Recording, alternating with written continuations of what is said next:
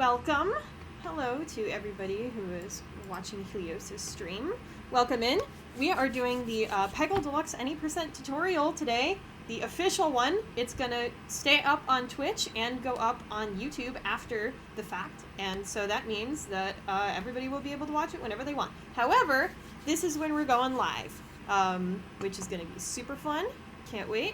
I am going to put chat in because I accidentally moved chat to the bottom. There we go. So, if you're here today, you get to be immortalized through chat because chat's going to be on the screen. So, whoop, good stuff. Let's get educational. Yeah, so we're going to turn back on our Peggle music real quick. Pog, true. Thank you for the first time chat. Also, reminder that I am followable, shockingly. You can follow me if you like. Also, lots of fun stuff in my Discord. You can type !Discord for that and !YouTube for that. Now that we are done with the advertisements, we're going to talk Peggle. So, don't say anything dumb. Yes, actually, big rule that we're going to start out with. Please don't say anything dumb today, because this is actually the official 1.0 tutorial. So we're going to try not to say anything stupid. All right. The second thing is that we're going to start spend a little bit of time at the beginning going through a lot of the Peggle basics, just like what Peggle is, how you complete a level, sort of like the tips and tricks in general of how to go fast, you know, right-click speed-ups, all that good basic stuff. Then we're going to talk a little bit about some more advanced techniques, and then we're going to get to restreaming the run that I did off-stream. And we're going to watch the whole thing front to back, one time speed, and it is a run that I did offline. I did it, I recorded it offline, and it may or may not be a PB. I'll tell you now, it's not like a big sub-hour, so like it won't be extremely obvious whether it'll PB or not, but it may be a PB. It may be a PB. We're just gonna have to wait and see. Gotta actually exit live split. It's draining my battery. Resisting the urge to make Peggle jokes. Yes, stay PG today. Very good. If you are not going to be PG in the chat, I am going to kick you today, unfortunately, and I am also going to be PG. I know it's not usual exactly for my stream, but that's just going to be how it's going to be today. All right. Also, big shout outs to Wormek for this format. I really enjoyed watching his PvZ tutorials, and I think they are really a good format for doing speed running tutorials, and I wanted to bring them to Peggle, so I'm more or less stealing his format. Sorry, Wormek. Thank you very much. I know, if only they taught that in schools. And then another big shout out to Panaha. I'm using a lot of his notes for this. He also had like a prototypical Peggle Deluxe tutorial, but he didn't quite make it into a video, but he had a lot of written notes that I really enjoyed using. So big shout outs to Panaha. Shout outs to everybody that's here. If you are an experienced Peggle runner, you can feel free to chime in with whatever tips and tricks you want. And especially during the run, if you see something that you think I could have done better to improve on, or you think that there was something that I did that was really good, go ahead and put that in the chat too, because that's useful information. All right, great. Now that we've got that done, let's get into quick play and let's talk about Peggle. So.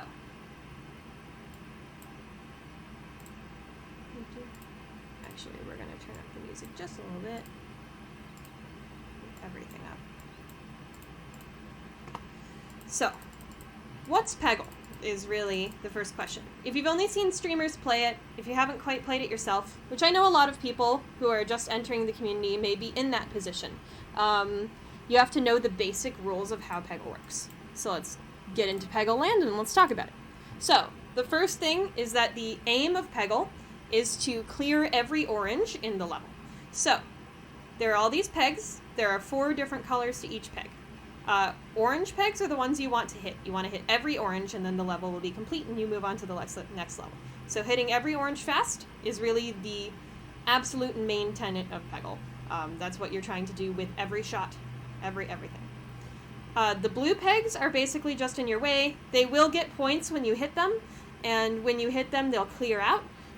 So that's important. You can also use them to bounce off of for other shots, but generally, blues don't do much for you. The greens will give you the special power that your master has, and we're going to talk about master powers when we get through the restream of my run. And then finally, the purple peg is a point boost. We're going to talk about why that's important. But first, let's just take a first shot. You see that? That point boost just raised up our points meter significantly. And that's because Peggle has a specific way of calculating points that is actually super important to know. Let's do another shot, and then we'll talk about it. So, you see the 720 times 5 pegs? What that is that it adds up the points from each peg that you hit, and then multiplies them by the amount of pegs you hit. And that gives you your points score for the entire shot. So, let's do this shot. See how I had 1 peg, and the blue is worth 10 at the beginning. So that's how points are calculated. The reason that that's important, let's see if this shot makes it, is because if you get a certain amount of points, like that, 25,000, you get a free ball. And free balls are important, of course, because they allow you to win the level easier. If you have more balls, you can shoot more times, you're more likely to win. This brings us to our next really important thing, which is the multiplier. You see this fever meter over here? It's going up from 2 times to 3 times to 5 times. Every orange you hit advances this fever meter. And once you get to 2 times, that multiplies the points of every peg you hit by 2 times. Then 3 times, then 5 times, and so on. You do want to focus on getting that multiplier up as fast as possible, because that means you're going to get points, more points from each shot, and that's just a good idea. Yeah. So points and points meter, that's one big thing about Peggle. Of course, the other thing is get all the oranges. Duh. Yes, Narcolepsy is basically stating the absolute requirements for free ball, which is a purple peg and 4 blue pegs nets of free ball, which you may see being relevant in the run that we're going to restream. Yeah. Okay. So those are some basics of like the mechanics of a level of Peggle. You get 10 balls to start. You can also get free balls by going into the ball bucket down here. You see how it goes back and forth.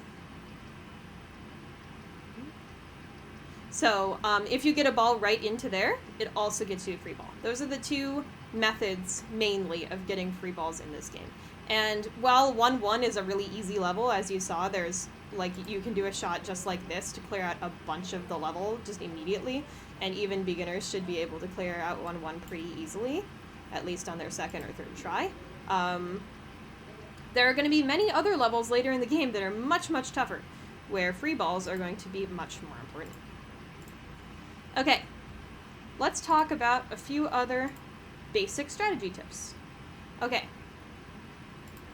now let's do a different level for that. One thing that's important to remember is that Peggle is a gravity-based game, meaning that the ball will go from high to low. That means you probably want to do shots that stay high rather than shots that stay low. Let's do that real quick and see what the difference is between a shot that we start low. See how that cleared a lot of these? But nothing really up top versus a shot that we start high.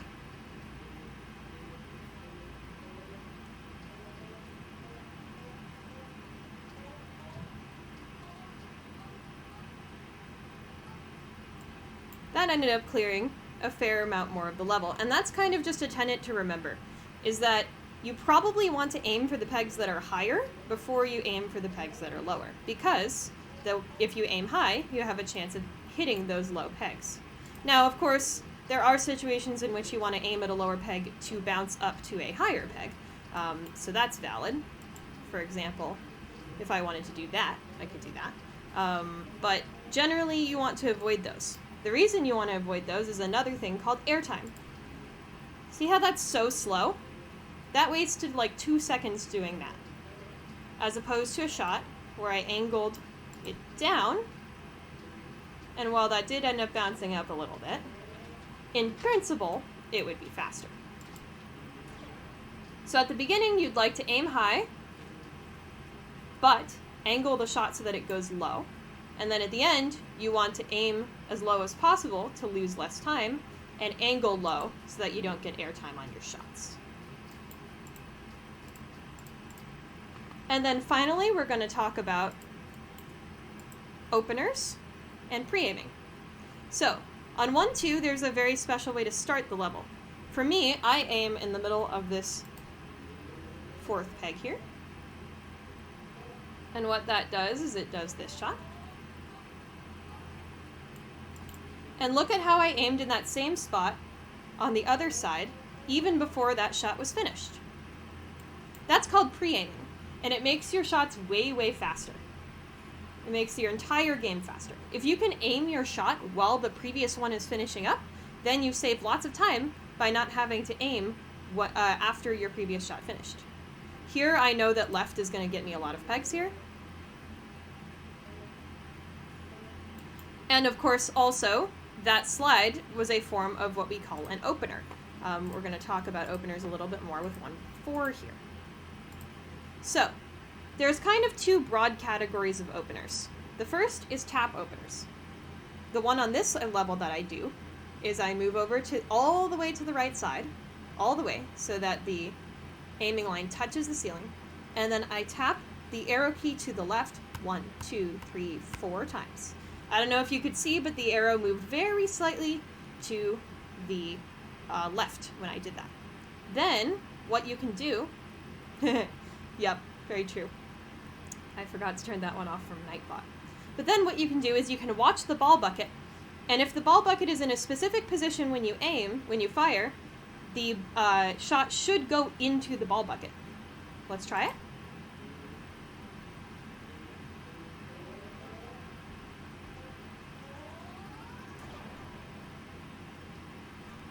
Didn't quite there, but you can imagine that it did. And the reason that it would go that the ball bucket at least is in this area every single time I do that is because Peggle physics are what we call deterministic. If you do the same thing, you should get the exact same results every single time. This is really, really important for ball bucket openers for certain types of shots. Just know that if you do the exact same shot, every time you should get the same result. If you want to know more about openers, they're a little bit more of an advanced strat. I would recommend implementing them on your 2nd or possibly 3rd run are probably the best ideas to do it. But yeah, the ball bucket there, by the way, was in position negative. I wanted it to be in position -4, but you can see that it was about in the middle. What we use as a reference for that is we kind of delineate the left side as 0, and the right side is 10. We say negative for when the ball bucket is moving left, and positive for when the ball bucket is moving right. So here it was aiming for -4, but I got more like -5 because it was right in the middle. And that's why it was a little off, and that's why the ball didn't go quite into the ball bucket like I desired. Another type of opener is called a pixel shot. And we're going to demonstrate that with Fever here. This is one of the coolest pixel shot openers, and we actually only discovered it very, very recently. Now, let's see if we can get it first try. Not quite. That's okay. This is one of the things about pixel shots, is unless you practice them a whole lot, you're probably not going to get them very consistently. Oh, that was almost it. A similar pixel.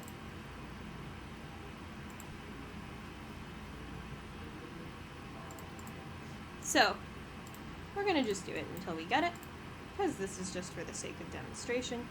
Usually I get it faster in a run, but here I'm not being too picky about it. Embarrassing though, for sure. There we go. So aiming at the right pixel there made it so that I was able to clear out that whole slide. Pixel shots are really difficult. Peggle's coordinate system is very, very precise. That means there are lots of different places you can aim on the entire map, and they'll all do different things. But if you're really good at aiming at a specific pixel, you can still make the shot do the same thing every time, just like a tap opener. There are certain places in this game where that's really important.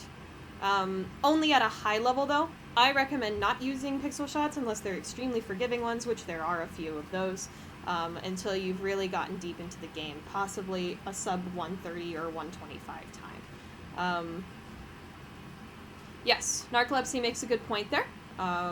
Every shot is an angle, and each pixel gives a different angle. Tapping the arrow keys changes the angle by a certain amount every time. An arrow key is a standard unit of measurement. Another way you can line up certain shots is using this reticle here. You see how there's a bunch of squares? I'll show you a shot that uses that. Pari. So here, we scroll until we get 3 squares. So that's another kind of flavor of pixel shot, and then the last one is kind of a elongated tap shot. So here's one I use here on the Yang Yin. I move all the way to the right because that standardizes the angle. If you just aim anywhere randomly in the level, there's a lot of different angles you could be aiming at. So we standardize by moving all the way up to the top. Then, moving the arrow key until we're touching this top blue peg. You see the little yellow arrow that's on top of it. And then we move we tap our left arrow key 2 times. Bucket timing plus 10. I really like this shot. Yeah, so then that opens up this whole thing. That's the last flavor of pixel shot. That's all the types of openers there are. There are many openers for many levels. You can find them all in a strats document that I've put together or one that Panaha has put together. They're both really good. They include certain different strats, but there's not too many major differences between them. I'll put mine in the chat real quick just so that people have it. If you've played Peggle a few times and are confident about trying to implement openers, I recommend it. However, I don't recommend it for a first run. For a first run, what I recommend is going through the game and trying to play it kind of casually but quickly. So that just means, doing the things we talked about earlier. Aiming for all the oranges, aiming high and then aiming low, getting the score multiplier up, all that good stuff. So those are kind of the tips and tricks I want to talk about now. There's going to be one more thing I talk about at the end of the run, but I think we're going to just start watching a run, and we're going to talk about every level as it goes, what I did in each level, how I could have done better, things that I did that were good, all that good stuff. All right. We're going to quit Peggle for now. Sorry, Bjorn. And then let's get up our video player.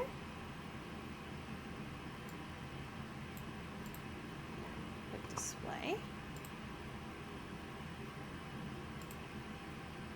I thought I had returned to the beginning. Okay.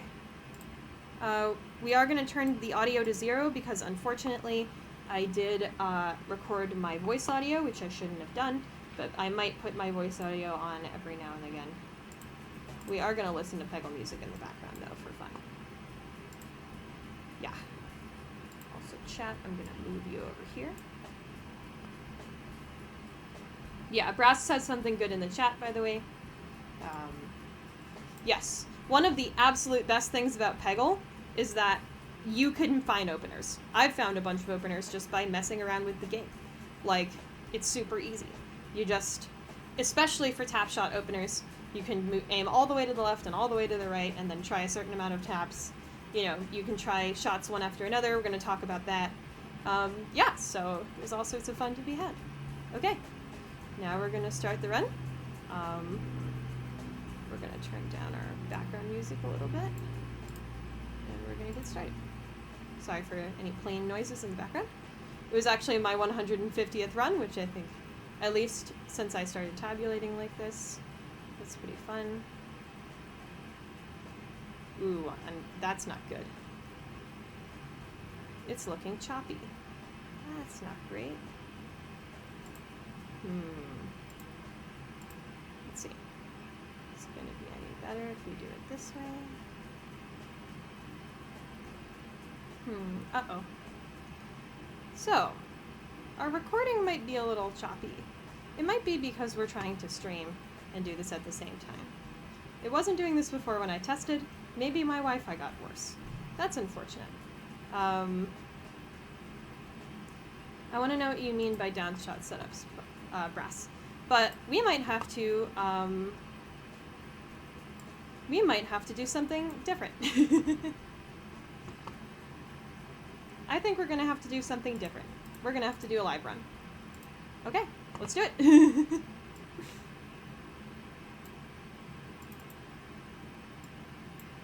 Spoilers, I did PB in that run, but not by a lot. But hey, we're gonna do a live run. That means that the people in the chat that are experienced with Peggle are going to be very important because they're going to be pointing out what I have done right and have done wrong throughout the course of this run in real time. Sorry about that, y'all. Enjoy. My new PB time was 1:08:13. So that bumped me one place up. But no, Narcolepz, I did not beat you on that. I have gotten a lot of runs recently that have been close, but have died to Zenfrog specifically. So let's just hope that doesn't happen this time. I suppose I'm going to put up a prediction, because why not? And yeah, so I guess we're going to be doing a live run. Whoopsies. 9% time.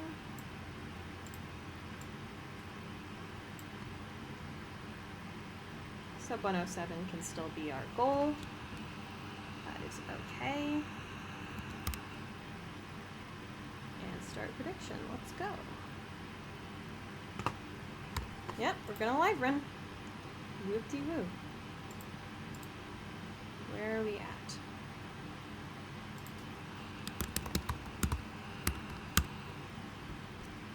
Yep. So this is the process, by the way, of starting a run. You say if this is not you, click here, and then you create a new user for any percent, because any percent is like at the beginning to all the way to the end. Oh, I forgot I need to not have my display capture on. Perfect. There we go. So you would click this, you'd click create new user. Yeah, that'd be how it works. Basically. All right. I suppose let's get going then. Live runtime. My setup should be fine now. Just making sure, but it should be fine now.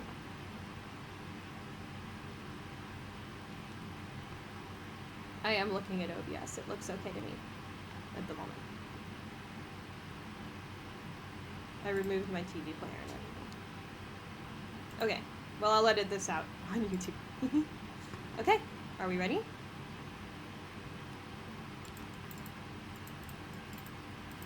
So here, I'm going to aim in between some pegs.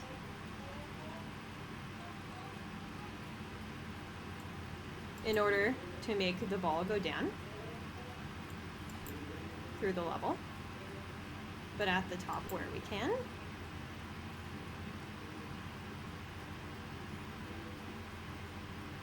Yeah, 1-1 is a fairly simple level, but there's a lot to it if you think about it.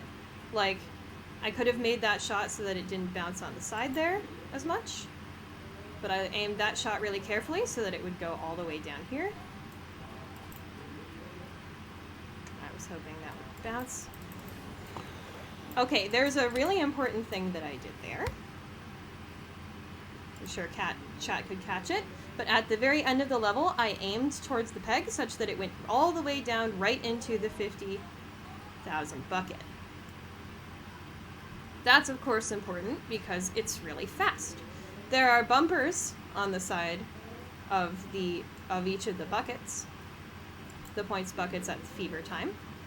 And if you hit those, your shot's going to be really, really slow. Yes, I'm going to be pointing out dialogue skip next level as well. But that's something I finally started implementing with runs, but I actually didn't in my PB, so that's a good thing that you all will get to see here today, because we're doing a live run.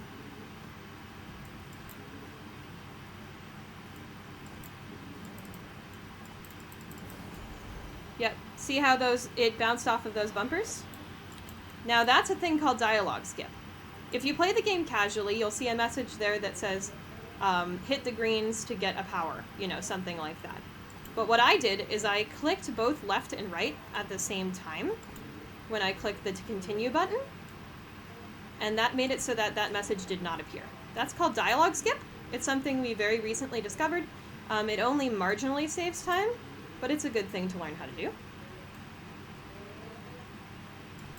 You also can see how I'm pre-aiming, like I said I was going to before.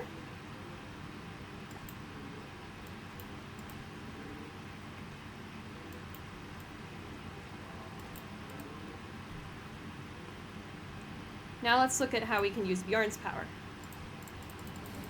There I used Bjorn's power to try to get it right into the 10,000 bucket. Unfortunately I was unsuccessful, but I could have been. 1, 2, 3, 4.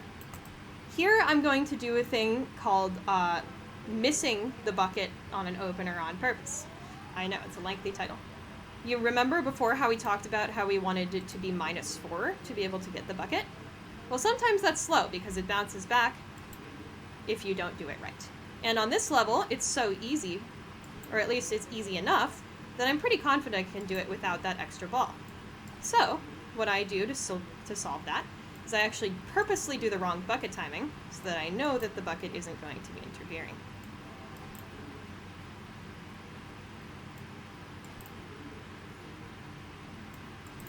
These shots are somewhat unfortunate, but we'll live.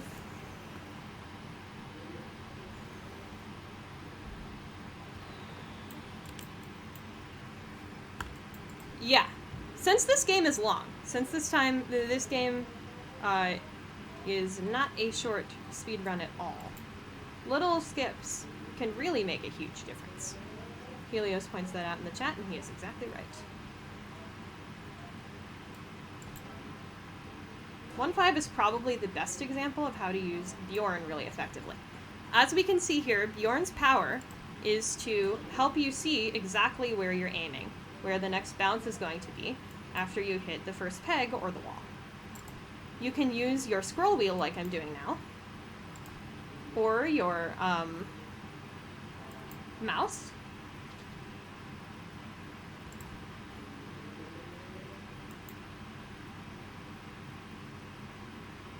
to aim it more precisely. I was hoping that would do something a little different than it did, but that's all right.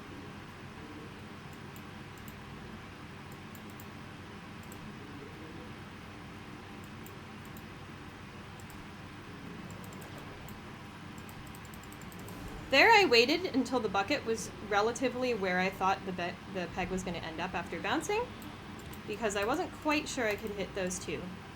1, 2, 3, 4, 5. Just straight from the shot. Yes, stray bucket bounces can also ruin openers, so we don't want that. Okay, we just saw there a great example of Jimmy's power. Jimmy's power is multi-ball. That means that it will spawn another ball when you hit the green, and it'll just go bounce around. Now, there's some important things to know about Jimmy's power. The main one is how it kind of just at a base level works. When you hit a green and activate Jimmy's power, your first peg, the original, or your first ball, the original one, there's an example of a wall shot, will go in the same direction that it would have otherwise. However, the second one is going to spawn and go in a new direction. And what that means is that you can kind of use that to your advantage. The new direction is going to be about opposite to where you hit it initially. So I used that and I was hoping it would fall down into those oranges, but it didn't. Unfortunate. What can you do?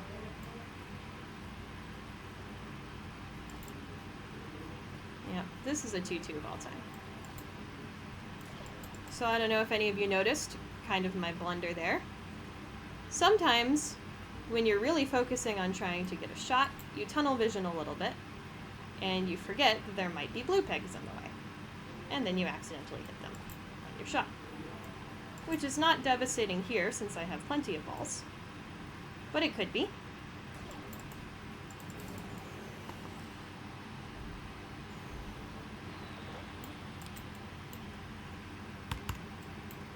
Here's a good example of using an opener, a tap shot opener, and a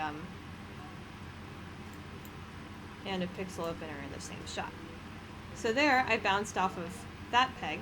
There is a more sort of formalized way to do it the same way every time, but I do it a little sloppy, because I find that it's not going to make a major difference either way. And then that allows me to slide all the way up that top slide. Things like that are not beginner strats though, really, so I wouldn't worry about them too much if this is your first time playing the game entirely or your first time trying to speedrun it.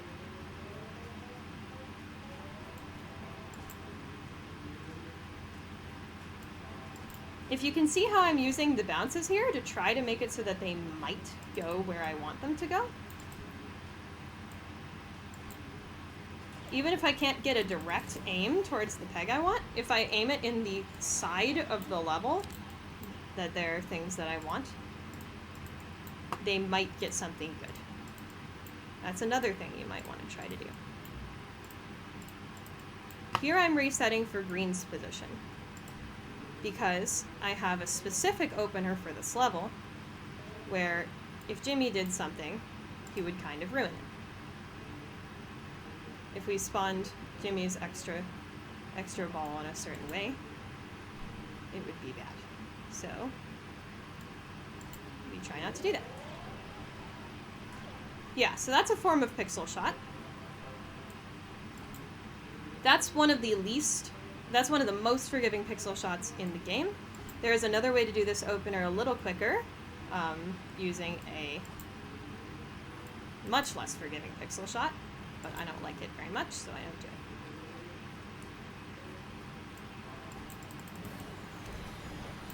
See the down shot I did there? In this level, the best strategy, basically, is first to do a shot that's kind of like that.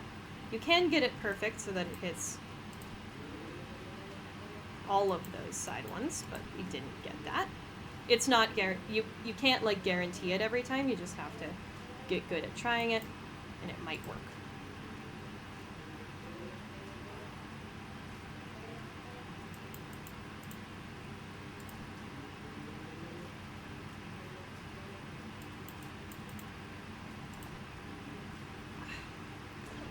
Sometimes, if you aim straight on at things, they do something like that, which is not quite what we want.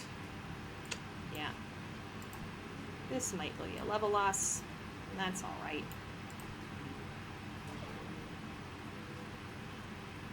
That's too bad. We might have had a shot.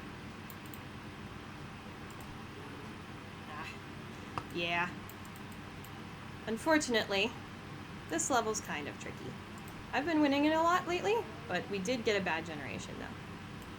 Yes, this is definitely the toughest level by far in the early game, I would say. It's a level that probably should be later, or should have a different power in it. Here we got pretty lucky with Jimmy, which allowed us to get a lot of pegs there. I'm shooting high so that things like that can happen.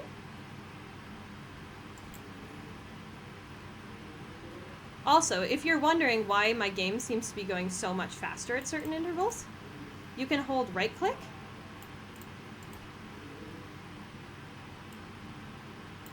to speed up the game.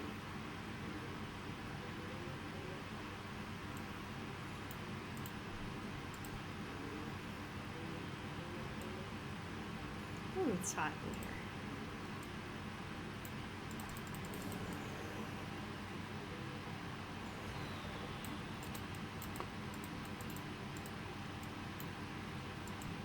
I can technically PB with this amount of time loss. Just have to be good from here. It's both the tutorial and actually running. So now we're in Cat Tut's levels. 1, 2, 3, 4. Cat Tut is kind of Not a master we love, because his power is to spawn this pyramid around the ball bucket. And while that makes it so that you get a lot more free balls and thus are much more likely to complete the level, which is awesome, especially for newcomers, it's also pretty slow, because the ball can bounce on it forever, and it's just exhausting. We'll see that here.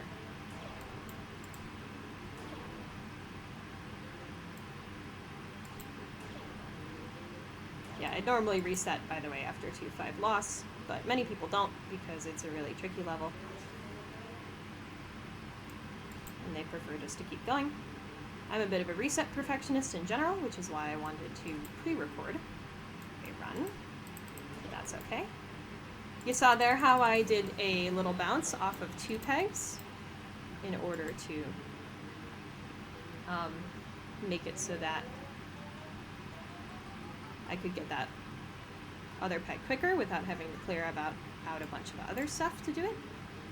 In this level, the openers are just right and left. You want to do right first. There is also a pixel shot opener.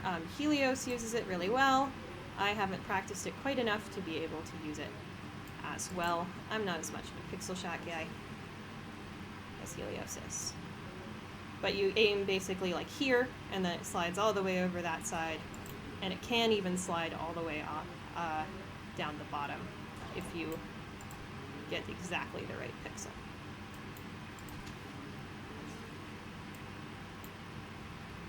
Sometimes you do want to hit Cat Tut if you aren't sure you're going to win the level, but usually you want to avoid it if you can.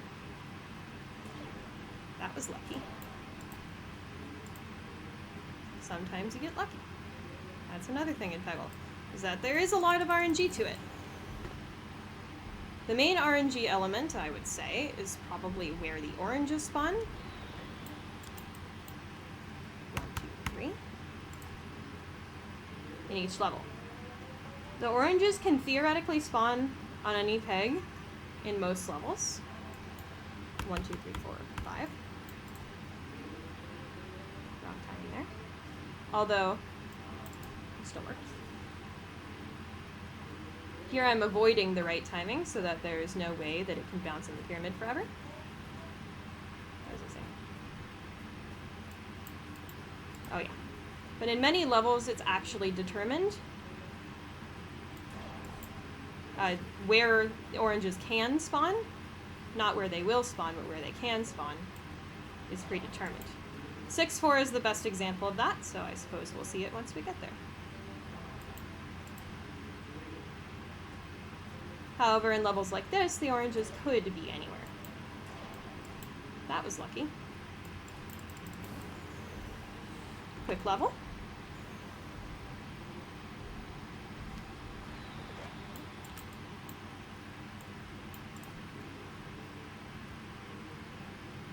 It's too bad if we didn't lose that level, this pace would be pretty okay. That's alright. Such is the way.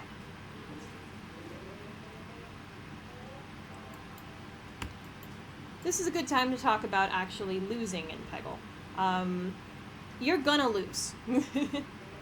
It is very, very rare to get no reset runs in Peggle in general, in pretty much any category almost. Only top level runners really have the ability to do it. And most of the time, they don't. It's rather rare.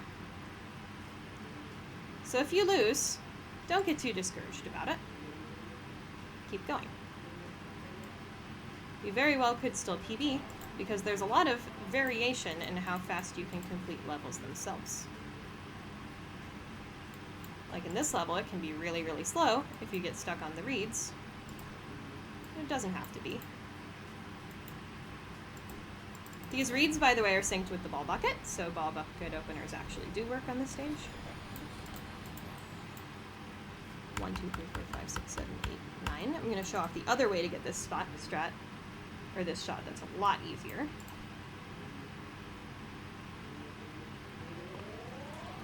If you just do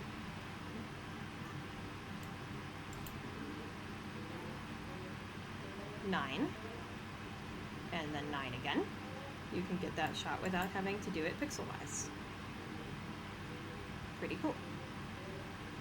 Obviously in this level, it's a little tricky because there's a lot of big blocky pegs blocking the lower pegs, and the lower pegs are often oranges that you want. So you have to find ways to clear those out or avoid them.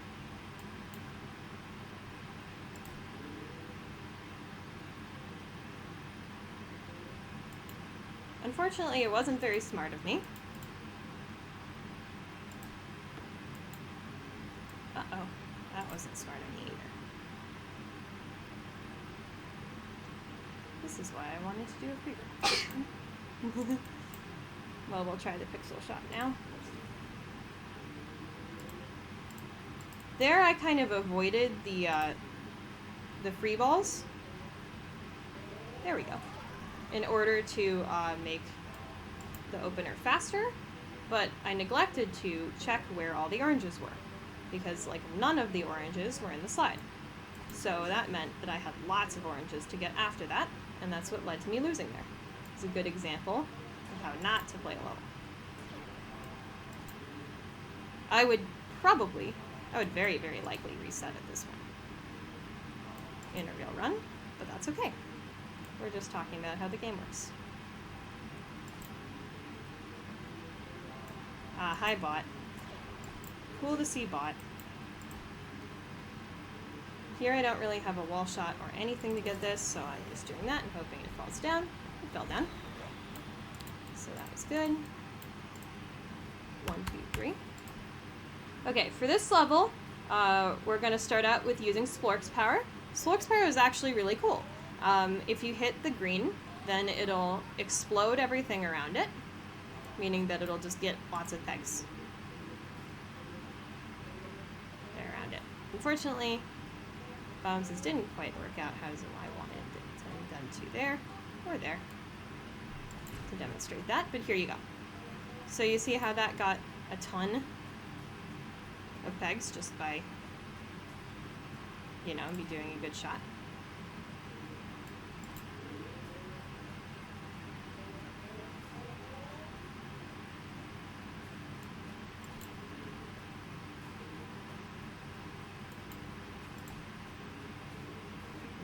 I thought that was going to bounce higher.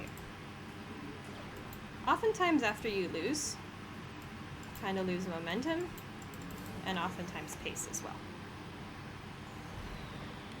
But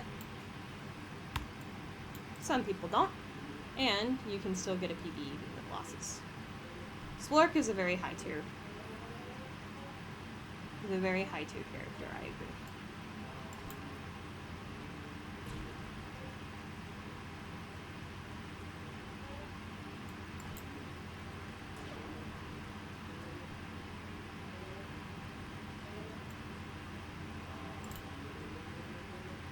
As you can see there, I had that shot at the ready.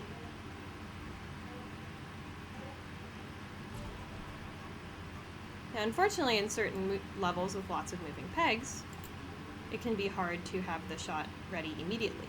You might have to. I thought that might get that. But we'll do something here that's kind of fun. Oftentimes I use that strategy, just like bouncing off of the top of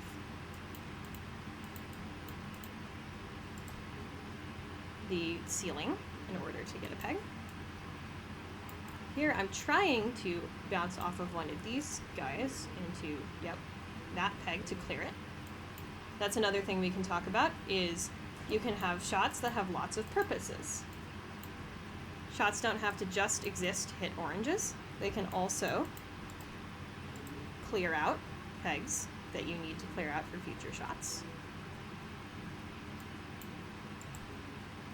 Like that one I needed to clear out to do that 2-in-1 shot there. Ooh, that was close. I almost was kind of a fool there and sped up too much. But I wasn't. Oop. There's an opener there. You kind of want to aim so that it hits that peg and that peg. In this level, there's a couple little things that can happen for you that are really good. One is that you can do a specific type of shot using that little open spot to get a full slide on the side. Unfortunately, it didn't work there. It's a tough one to make happen because it really depends on the moving peg position, so you need to practice a lot to be able to do it consistently. Even top runners can't do that necessarily.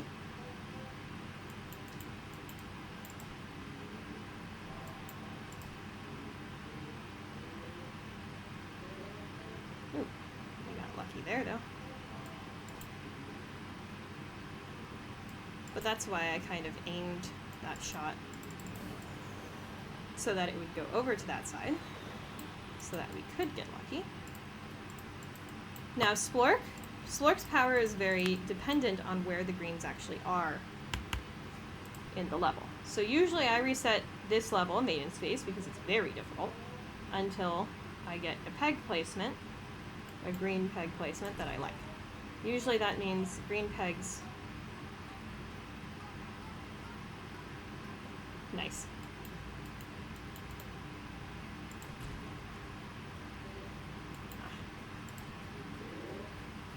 Actually in or on the moving circles, or at least close to them. I thought that one was going to have a better effect. Oop.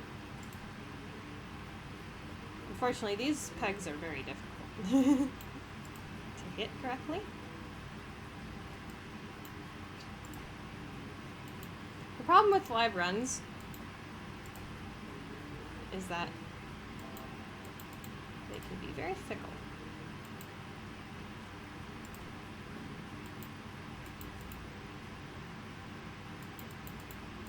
These pegs are not synced with the ball bucket, so I can try to get a shot off of this peg that goes into it. Oh, I didn't. You know what we're gonna do? We're gonna see if we can get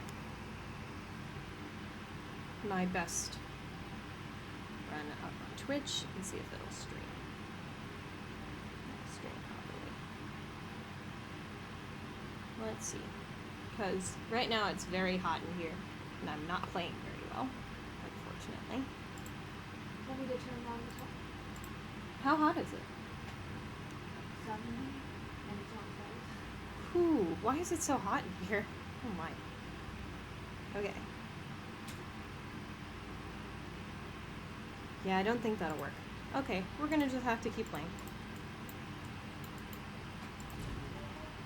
You know what I'm gonna do? I'm just gonna turn live split off. And we're just gonna talk about the game. Low pressure. So again, Maiden Space. This is one of, I think, just one of the straight up trickiest levels in Deluxe. Because the timing is very difficult on hitting all of these rings properly. You can also, funny when I don't do the opener, it works. Ah, that was close. You can also do certain shots with specific timing.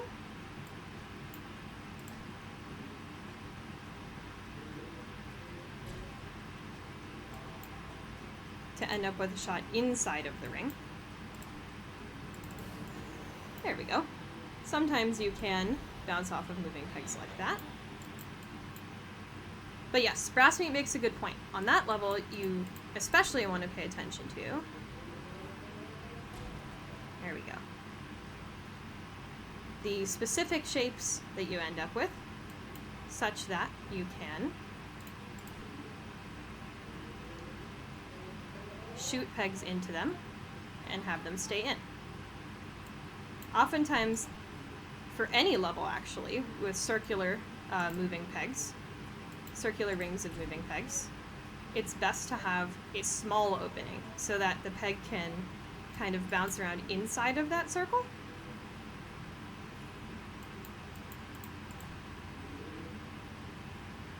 For this level, there's that opener that I showed off That's a type of free ball you can do. And I was paying attention there to where the purple was, and I wanted to do the first side where the purple was, and that gave me a free ball in that process. So that's one thing you can do there. For this level, we are going to start out with Claude. Claude brings us flippers on either side. We'll get to see it soon here. 1, 2, 3, 4. That you can use kind of like pinball flippers.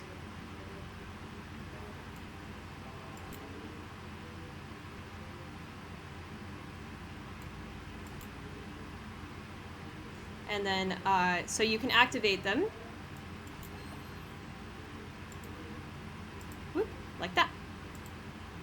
Using the right mouse button. And as you can see, the level design is made so that flipping around in specific ways.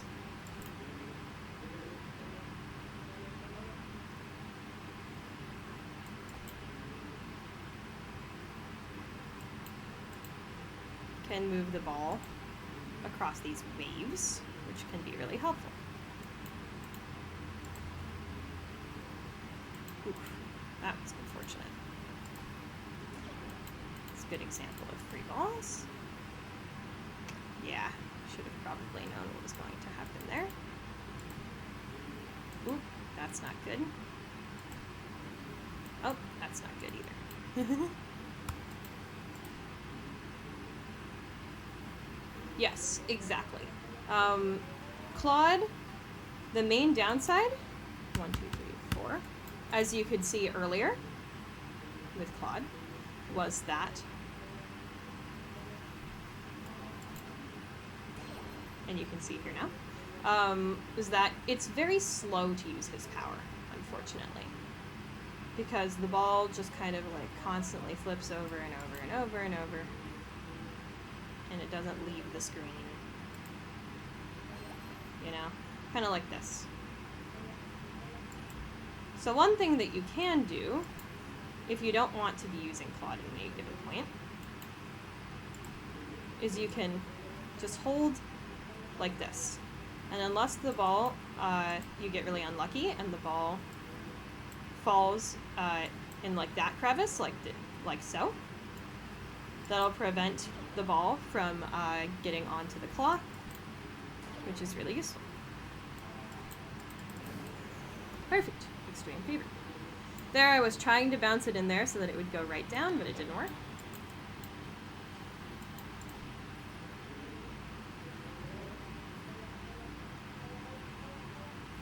Yeah, Brass Beats tips are really good in the comments if you want to read them. Here, this in 5.2, this level has kind of a unique mechanic. It's called the fish. We'll get to see what happens with it pretty soon here, but it basically divides the level into 2 halves because you kind of can't shoot where the fish is. However, if you shoot the fish itself, it'll move to the other side. That means in this level it's really important to decide when you're going to move the fish, because you can make shots that use the fish really well, like that one, but also you might have to just shoot the ball down after you hit the fish. So you want to try to be effective with it. Here the openers are L1 and R1. However, since there are moving pegs here that are where the bounces are extremely unpredictable, there's no ball bucket timings. In many levels, there's things like that, where the openers are mostly there just to start the level off on a good foot. They're not there to give you a guaranteed free ball. Like here, they just clear out a lot of stuff at the top here and allow your shot to bounce into the sides down here, which are actually really hard to hit normally. Also, I would say Claude is really good for this level. A side effect of Claude that's really nice is that he restricts the area in which the free ball bucket can be.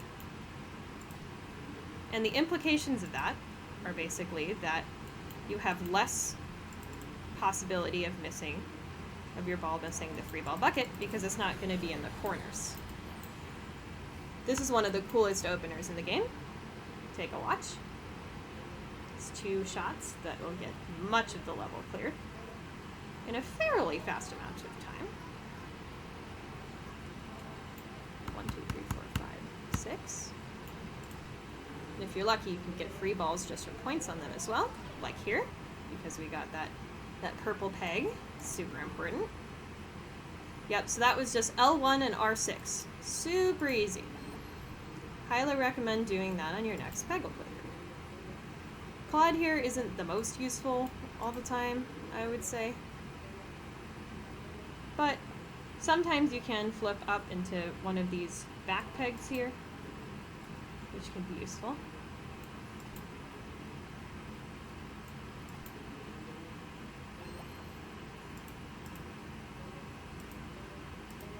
Like that one could have hit that orange.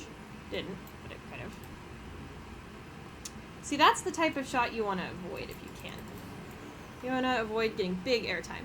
If you do have to have a vertical bounce happen on a peg, what you want to do, 1, 2, 3, is bounce it into a different peg such that it'll bounce down onto, bounce down into the ground.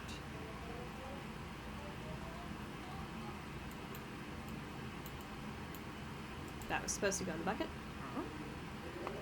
Yes, absolutely. One other thing, yep, is that flippers can really mess with bucket timings. Unfortunately, we didn't get any messes here to show that off, but they often will.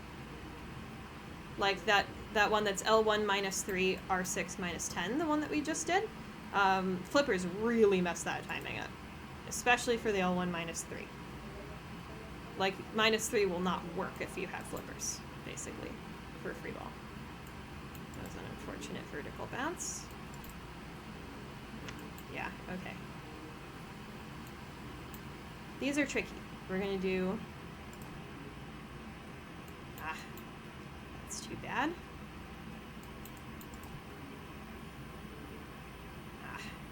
That's again too bad. Okay.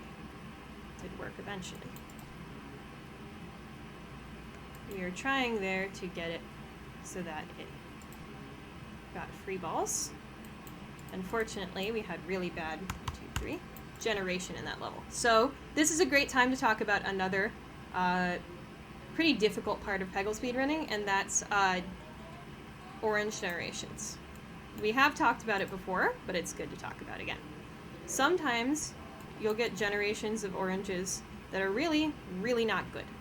There are certain pegs in certain levels that we call death pegs because they're so hard to hit normally.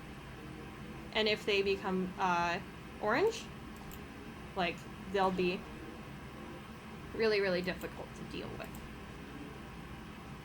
There, what I probably should have done, instead of going for the free balls, though, or instead of going for the ceiling shot free ball strategy, is I probably should have opened up the circle and tried to bounce around within the circle. Okay. See, that's why sometimes we want to avoid using Claude. Although, he did get some stuff for us there, so that was nice. Yeah, kind of like that.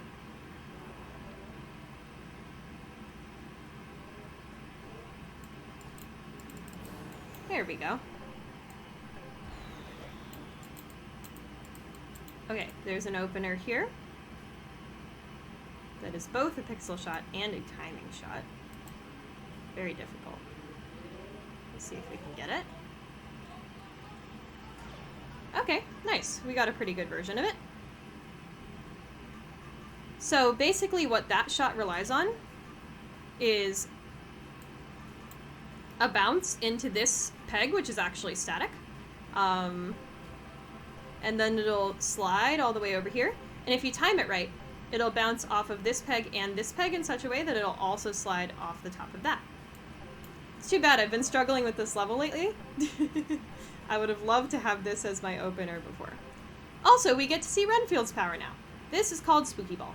Spooky Ball actually has a lot of facets to it that are really interesting. But its basic sort of gist is that after the ball falls down on your first shot, it comes back on the top, roughly in the same location that it fell down from. And then that continues to get more pegs on that same shot. So that has a couple of implications. The first is that it doesn't use a shot, which is really nice. You can save shots that way, higher shot efficiency.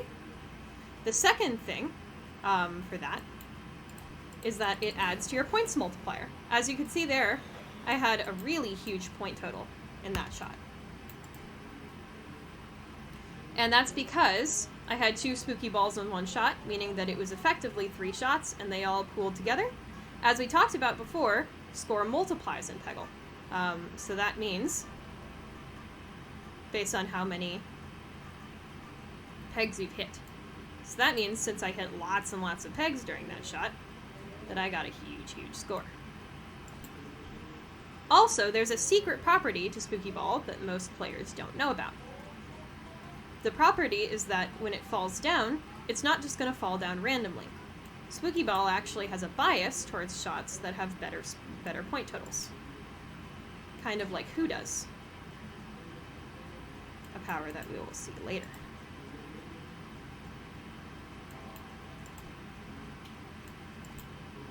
This level is mostly just bouncing off of pegs really accurately. Oop, that wasn't what I wanted. I predicted the bucket there.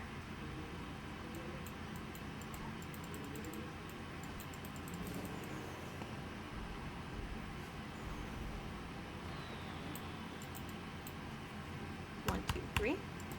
So that means that a spooky shot could end up being a really, really good shot, even if the ball doesn't fall down in an area where there's lots of oranges or where there's a purple. It's because the game actually biases the spooky ball to go somewhere where it's going to get a fair amount of points.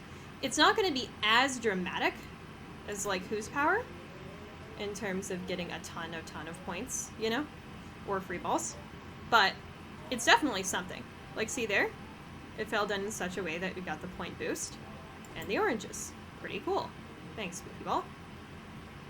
Spoiler, in the sequel, Peggle Knights, it doesn't really have that as much. It becomes a much, much worse power as a result.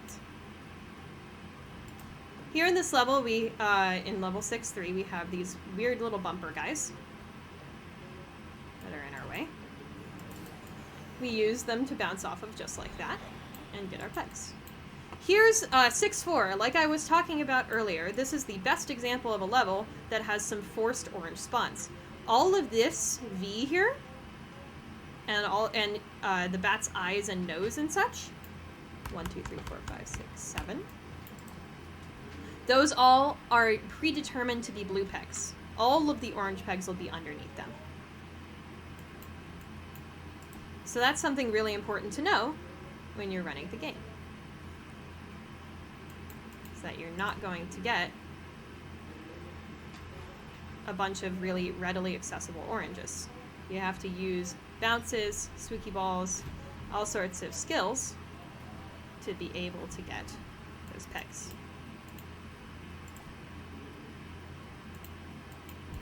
That could have been better.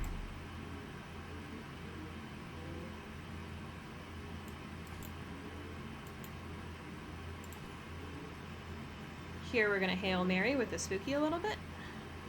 Didn't do a good job. Sometimes spooky can decide to be bad.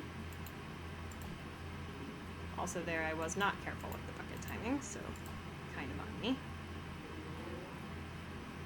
I shot there just in case the point boost would work, but it didn't. Yeah, 10-2 also has a similar spawn mechanic where the outer sort of like shell won't have anything in it. 1, 2, 3, 4, 5, 6, 7. The bucket timing is wrong here, the one that I know, so I'm trying some different things. But yeah, Spooky Ball can be really, really helpful in this level. It's just not done what we wanted yet. Also, the greens are forced to spawn within that sort of like blue area in this level. It's one of the most like predetermined spawn levels that you can get.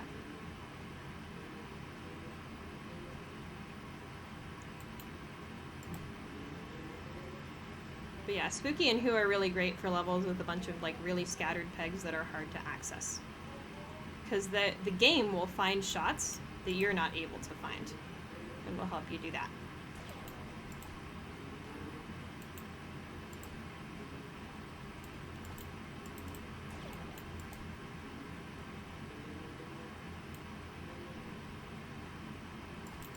Let's also talk about a quick thing after this opener. Shot efficiency versus shot speed. So we've been talking about what makes a fast shot and kind of what makes an efficient shot. A fast shot, of course, is a shot that moves downwards really quickly, that doesn't bounce on things like the ball bucket or bumpers on an extreme fever, one that doesn't gain a lot of vertical air time. All of these things make a shot faster. What makes a shot very efficient is how many pegs it gets, especially how many orange pegs. You, of course, want your shots to be maximized in both axes all the time, if you can. However, sometimes you can't. Sometimes your shots are going to be fast, or they're going to be efficient, and you're going to have to choose. How will you choose? Part of it is how the level's going so far. Right now, I have tons of balls in this level. Wow, I just finished it. Who knew? But anyway, so I wanted my shots to be really fast there because I had only a couple pegs left, and I had plenty of balls, and I was sure that I was going to complete the level just fine. Wow, no oranges in there? Dang, still worth it for the free. But whew. Sometimes you get generations like that, which make your openers near useless. It did get green, which is good though. 7-1, let's talk about Tula. So, Tula's our new master here, and her power is called Flower Power. What it does is that it gets a proportional amount of oranges when you hit it. And what that means is that it depends on how many oranges you've already hit in the level, how many oranges that Flower Power is going to get. Wow, rude. If you've hit no oranges in the level or few oranges in the level, Flower Power will get a lot of oranges. If you've hit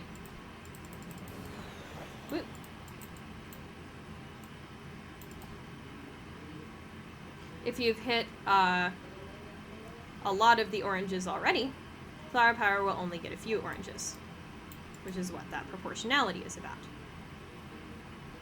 basically. There, we'd hit some of the oranges on the level, so it hit 4 oranges for us, which was very nice, thank you.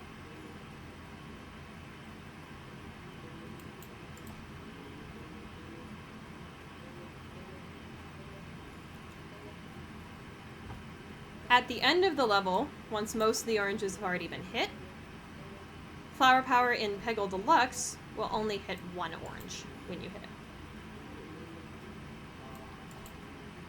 So, let's talk about how to use Flower Power effectively. You might think that you want to always hit Flower Power at the very beginning then, because then it'll get you the most nearby oranges. And that could be right, sometimes, depending on how you're playing. However, there also might be oranges at the end of the level that are really difficult to get, and your green might be very readily accessible. That means then maybe you should save the green, also nice, for the very end of the level.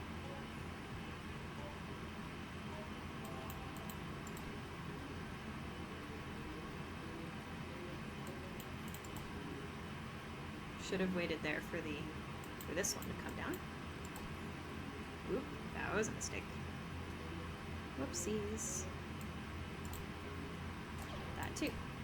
Sometimes you have to pay a lot more attention than you might want to the moving pegs in a level.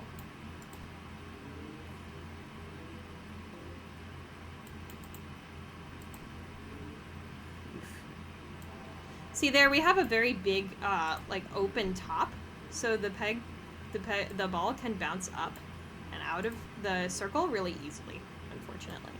If we wanted to make it so that the peg would bounce around in the circle, which is usually the most efficient way to play this level, we would open a small bit at the top, which is what I was trying to do before, but some of the shots, unfortunately, didn't quite work out that way. Here's a really lenient pixel shot. You just aim in between these two little balls up here. But yeah, so that's kind of the Tula strategy, is you might want to use it early, but you might not. 1, 2, 3, 4. You should decide based on your play style and how the level is already going.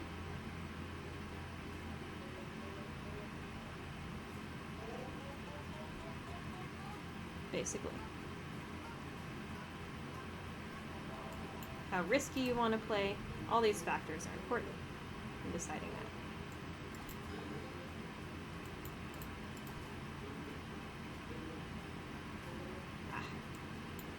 There we opened holes on 2 different sides, which means it's less likely to stay all the way in.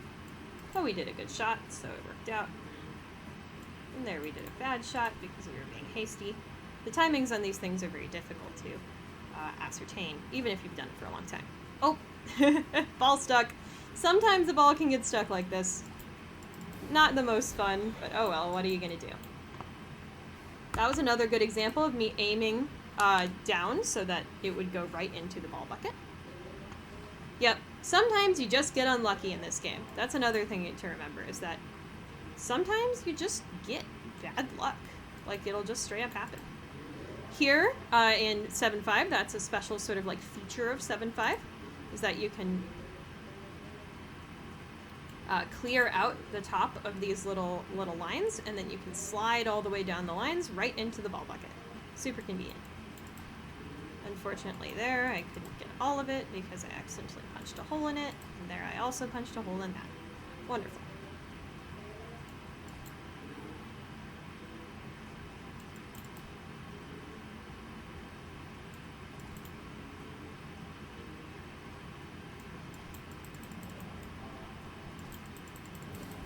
Yeah, it really depends on the location of the green peg, that's true. Here's Warren! My favorite. 1, 2, 3, 4, 5. Everybody who has been to this stream before knows that that's a lie. Warren sucks. We're going to talk about why now. You might be thinking, when I played Peggle casually, 1, 2, 3, 4, 5, I didn't mind Warren very much. He seemed fun. And that might be true, casually.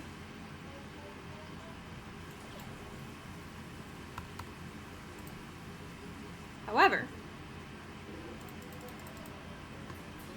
Warren is really very annoying for speedruns.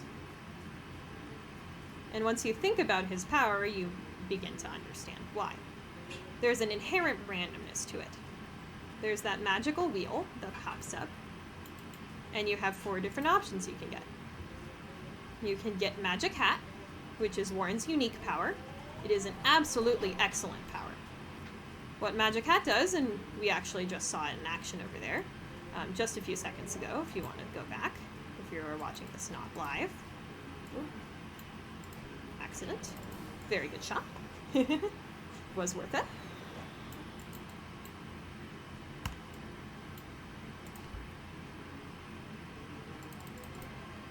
What Magic Hat does... Uh-oh, flippers. We're going to restart that. Actually, we're going to do left side first. Here's an example of a level that has 2 differential openers. Opening sequences. There's a left one, which is just left, and then there's a right one, which is R1, and then R. Since the green is on the left side, and the green can screw up the openers... Ooh, flower tower. Look at that. I did it second, so that we could do as the maximum amount of the openers that we can. But anyhow, Magic Hat's really good because it increases the hitbox size of your ball, which means that you can get lots more pegs by just shooting in proper locations. Magic Hat, I think, is one of the best powers in the game. However, the unfortunate thing is that you only have a 1/4 chance with every green of getting it. Your other options are maybe less effective. The first one is extra ball. That just gives you a ball. This isn't the worst option, because then that means that 1, 2, 3, 4, 5, 6, 7, no matter how you did on the shot, you gain a ball back anyway. Oh, here's Magic Hat again. We're going to see why it's so good, actually. This is a really, really good level to demonstrate it. Let's get... Oh, damn it. I did the timing wrong. But hey, we'll still see. See how that got all sorts of pegs up there? It was super helpful. Even though the shot itself wasn't great. That's why we like Magic Hat so much.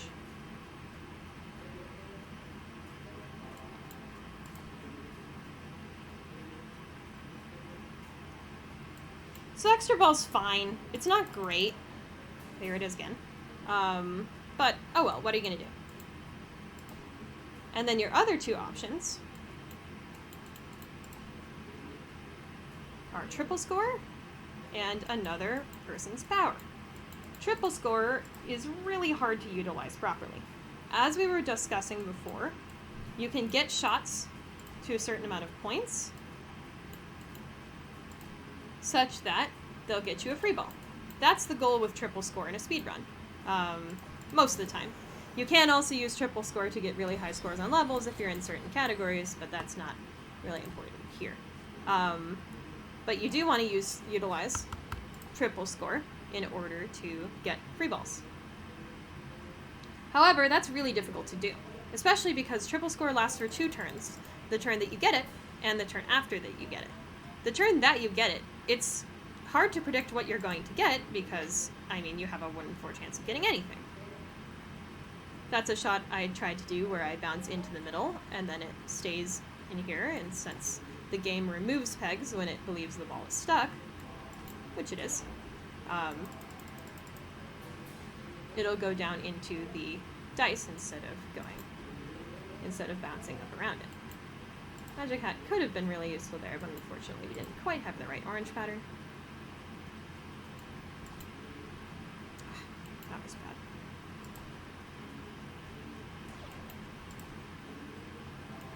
See how I waited for the ball bucket to be there when I did that shot? Even though I wasn't sure the shot was necessarily going to land right in the ball bucket, I made sure the ball bucket could catch the ball.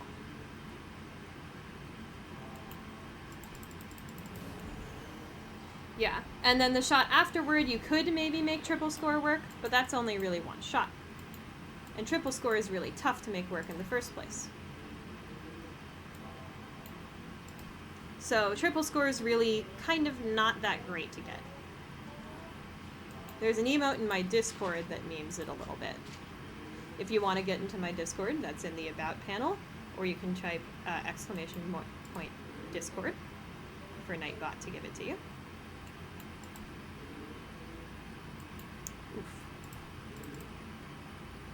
And then finally, the last option is a different master's power, which could be really helpful. Like we got flower power in 8.2, which was really cool, and we liked it, for example. However, it can also be really unuseful. Flower power would have been nice. Like, oftentimes you'll get pyramid. That's what I call a magic jet. I have an emote for that.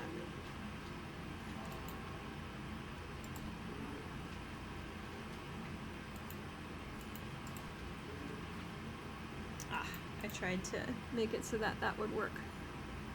What we're gonna have to do is try to get a really precise shot. We didn't get it. And we almost got the bucket, but we didn't quite. Well, more time to talk about Warren. So that's kind of why Warren isn't the most optimal master to have in any percent, is because he's inherently random, and that's really difficult to plan around. Even for Magic Hat, which is great power, you can't plan your first shot, the one that hits the green, to have Magic Hat, because you don't know if you're going to get Magic Hat. Like here, this isn't a great shot for Magic Hat, but oh well, I kind of had to do it. Also, Magic Hat actually isn't the best for this level in particular. This is a really weird level.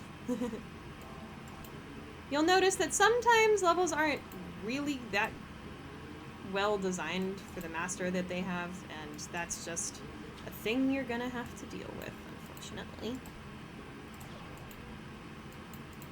Here we're gonna bounce off of the bricks in some specific ways to try to get free balls. Oh, great. Thanks, game. Well, luckily Magic Hat did do that for us, which was cool.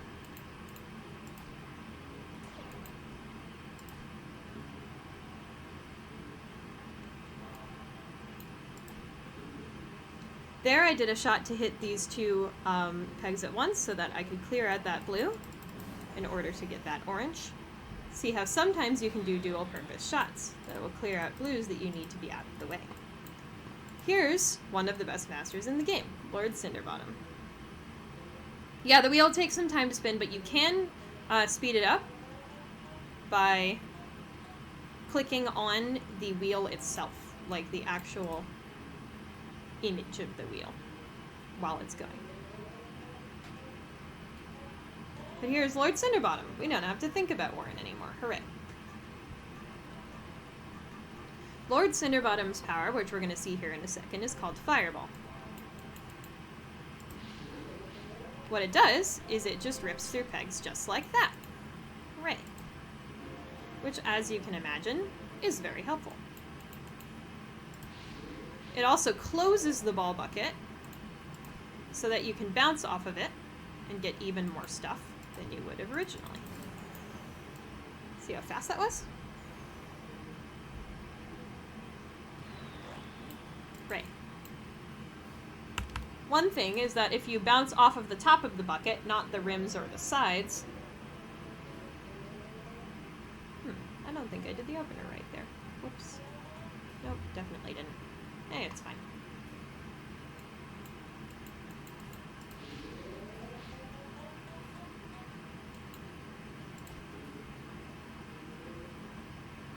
Then the bucket will open up again, and if the fireball falls into the bucket, you'll get a free ball. That's called hot stuff.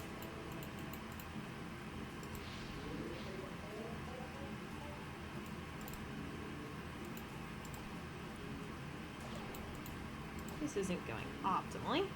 There I bounced off of that blue peg in order to get it.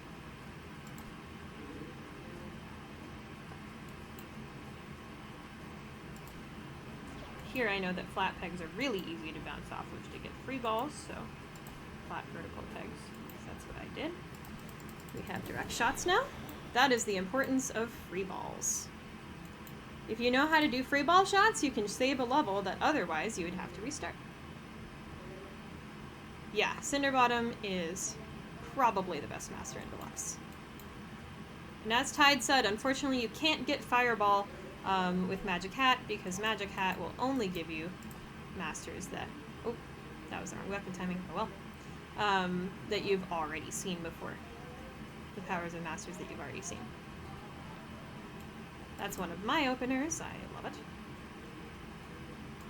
Very proud. As you can see, this level is designed with Cinderbottom in mind. A lot of these pegs are really hard to hit without his power. There's a specific opening to this level that will help if you're using a character that isn't Cinderbottom, but I will not show it off here since this is any percent. And you should think about using your Cinderbottom powers more effectively instead of trying to do that. Here it's going to be slightly faster to do this, especially because the fireball will just go into the bucket like so. Start. Here there's kind of a vague opener. Yeah, you want to shoot kind of like that.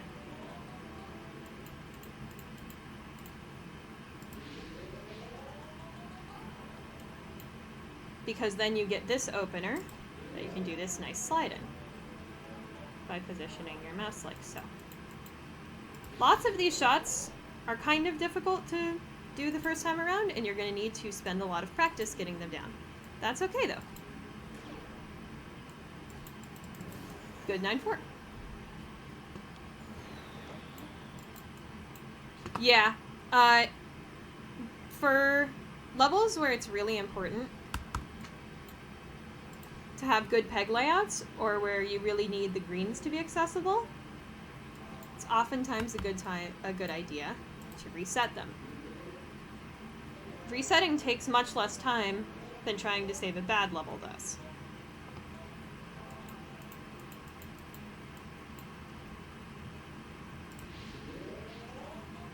So there we got the green in the middle of the opener, so unfortunately we weren't able to complete the opener. But fortunately, Cinderbottom's power is very good, so that helps us out. I actually think I'd rather do this, because I can get the ball stuck like so. That opens it up. Getting the ball stuck is usually not what you want to do because it's slow, but in certain levels like this one, it can be a really good strategy, because then the game will get rid of those pegs.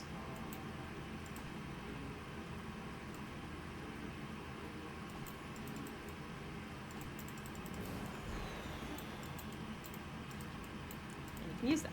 Okay, 1, 2, 3, 4, 5, 6, 7. Who time? Master Who is another very, very good master in Deluxe, and many people would argue that he's the best one. We'll talk about what his power does in a second, but first let's talk about this level. 10-1 is really obnoxious and difficult a lot of the time. There are supposed to be at least 3 orange pegs down below that candy cane where it's inaccessible to shoot directly. So you have to learn certain strategies about how to clear them out.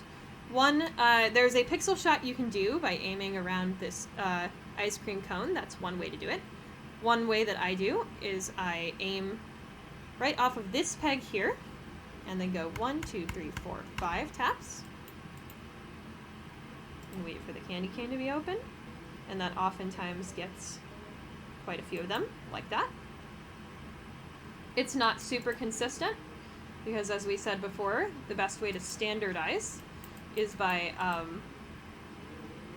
aiming towards something like the ceiling, where you'll be able to get the same angle every single time. You can also do that with the center portrait, with the center of the character portrait, but that's difficult. Okay, now we're going to actually see Zen Ball, which is Master Who's power. So Zen Ball is basically like, it's not a cheat, but it's kind of like an auto aim a little bit, you know? I was trying to get a free ball there, did not work.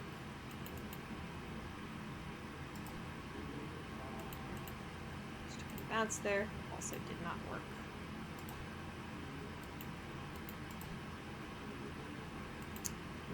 This is a tricky one, unfortunately. Since the green peg was super inaccessible, I wasn't able to really get it. But this is kind of the strategy you want to do. Damn. 1, 2, 3, 4, 5, 6, 7.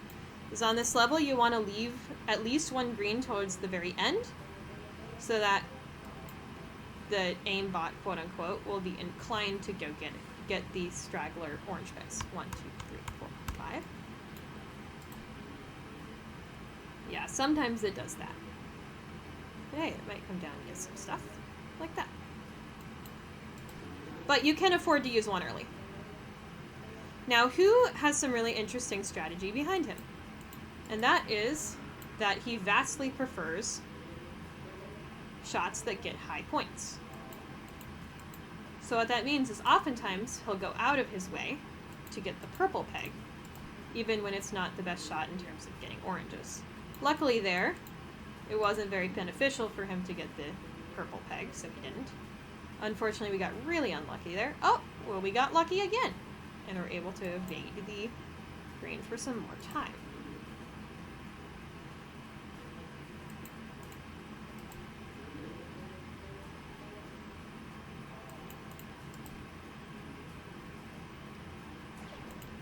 Unfortunate, without the candy cane, that would have worked.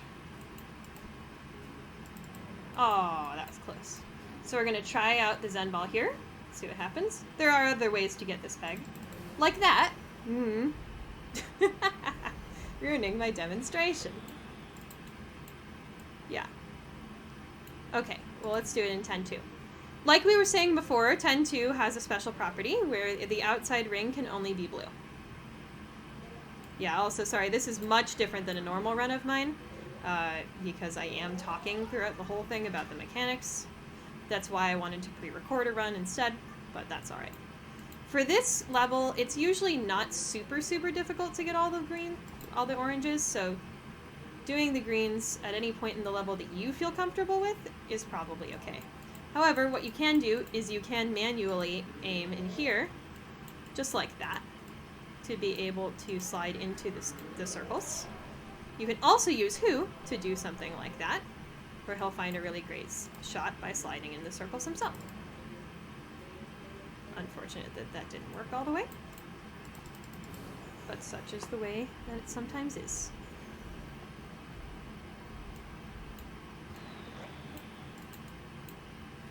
One, two, three, four. There are death pegs in this level. If you see my cursor, these top two up here are really, really difficult to hit without knowing how to do it and without practicing a lot. However, that opener, R4 plus 8, will always get them, which is really useful. There's a lot of openers that do stuff like that. They get pegs that are really, really difficult to hit. So if you're finding yourself using the openers and being like, hey, I'm struggling a lot less now, not only because of the free balls, but also because I'm getting all the pegs, that might be why. 10-3, it's not super important to save a green for the end, so we usually don't, because that speeds up the level. Oh, I aimed it a little too far that way. Oops. You can aim in these portals, which shoots out of the beehive up there. Okay, this one there's a lot of different ways to start the level that are interesting. There's some left side openers, L plus 9, and L minus 9, you can do. Thanks, Nightbot. Those are pretty consistent. And then, as we talked about earlier, there's a specific kind of tap shot you can do. You move all the way up to the right, and then you scroll down using either the scroll wheel or the left arrow until you're hitting this top peg, and then you go 2 more times. If you haven't done the left side opener, the bucket timing is is minus 10, but it does change after that, so I don't know. We also got Zen Ball on that, so that was a good ordering of events for us, because if we had gotten Zen Ball earlier, we wouldn't have been able to do the openers.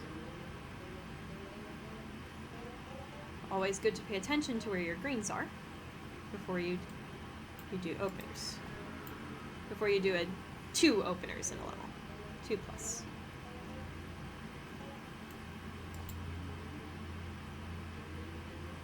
Good, I was hoping that would get that peg. So that's an annoying one.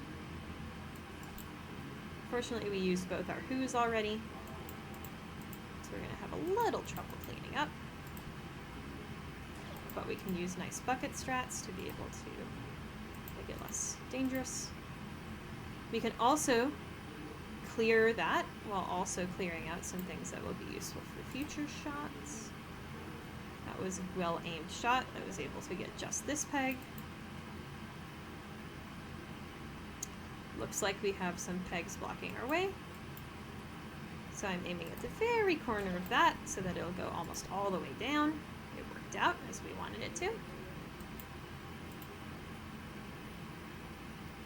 We're going to do something similar again here. This is just a really good demonstration of how important being able to get free balls is to saving a tough level like this. Tons of time saved from not having to replay it.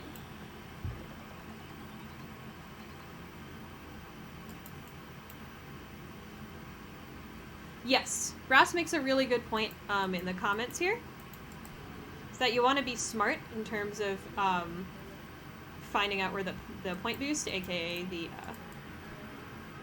purple peg is. You want to base where you shoot your Zen Ball on that. That's a death peg. These are death pegs because they're really difficult to hit through this whole wave here.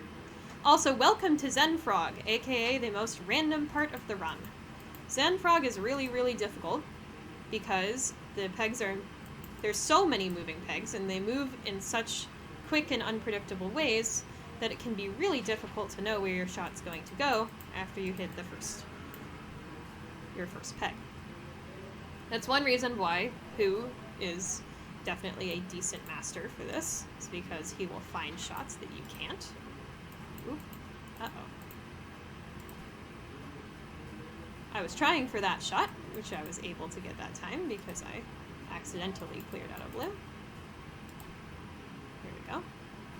You have to be really good at timing these last couple little shots on the bottom ones here so that you can finish the level. Lucky me, I finished Zenfrog first time. That's not super, super common necessarily.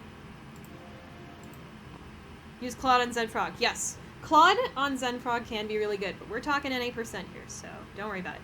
Now we're in the master levels. Welcome to 11-1. So, I'm choosing Cinderbottom here because this is a level with a lot of just like really blocky lines of pegs, which Cinderbottom's fireball power is really partial towards. Also, there's two different great openers that you can use here. I use one of them, which involves first that shot to sort of clear out this part at the beginning. I did use a bucket timing there. It was +1. I'm going to use one here too. You can then do a pixel shot here. Hopefully it works out as intended. Yep, lovely. With the bucket timing of -2 in order to get at least that slide down there. Then you can slide up there. You would want to reset this level if the, Oop. I didn't remember that I had Fireball. It was okay, though.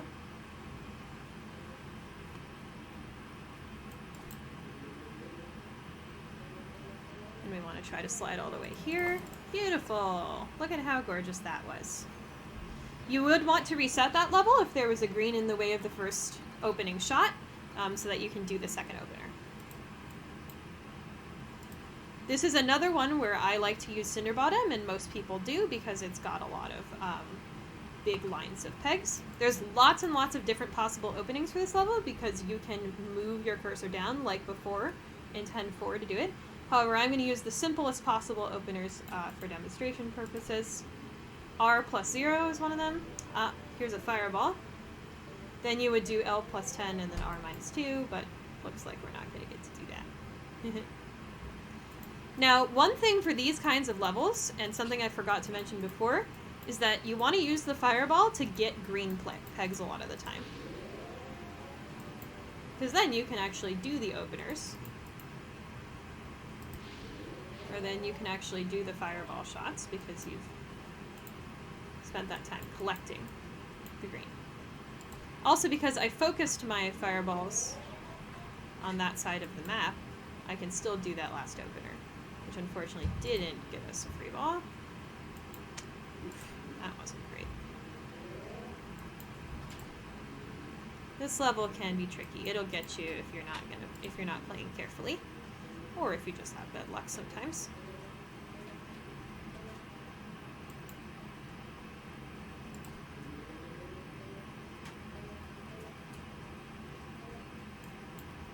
Since this is a level with no moving pegs and lots of brick pegs, it can be really advantageous to do certain bucket timings. But we're probably just going to reset this one, so we're going to Hail Mary a little bit. Yeah.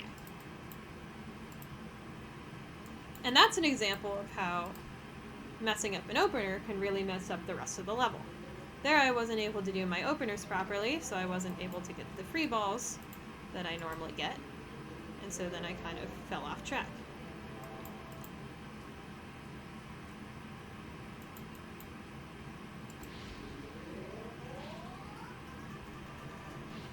Hoping for that to get the green, but it didn't. Yeah, getting really good at fireball shots can be really, really vital to your performance as a speedrunner and just general player of this game.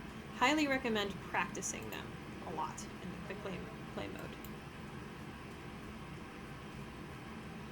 Or playing the category where you play only as Cinderbottom.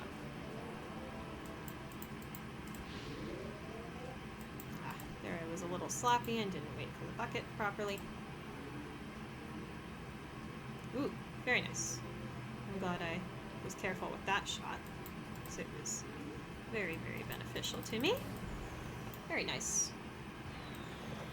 Yeah, Zenfrog's just the worst level. Nobody likes it. For this level, lots of people pick Tula and lots of people pick Who. It's kind of up to personal preference, however, whoever you have more practice in and who you've found the most success with. As we've discussed, Tula is just basically gets lots and lots of oranges. Oh, I'm going to restart here. The openers are, I think, important enough here that if you get green on the first one, you should reset.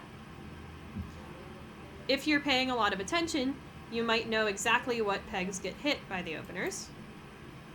And that means that you can reset without even having to start the shot.